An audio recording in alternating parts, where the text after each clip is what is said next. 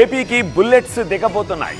Yes, మీరు వింటున్నది నిజమే. దేశవ్యాప్తంగా ఫుల్ క్రేజ్ ఉన్న రాయల్ ఎన్ఫీల్డ్ బుల్లెట్ బైకులు ఇక నుంచి ఏపీలో తయారు కాబోతున్నాయి. అందుకు సంబంధించిన చర్చలు ఫలించాయి. అంతేకాదు మరికొన్ని దిగ్గజ కంపెనీలు సైతం ఆంధ్రాకు వచ్చేందుకు ఊపు మీద ఉన్నాయి.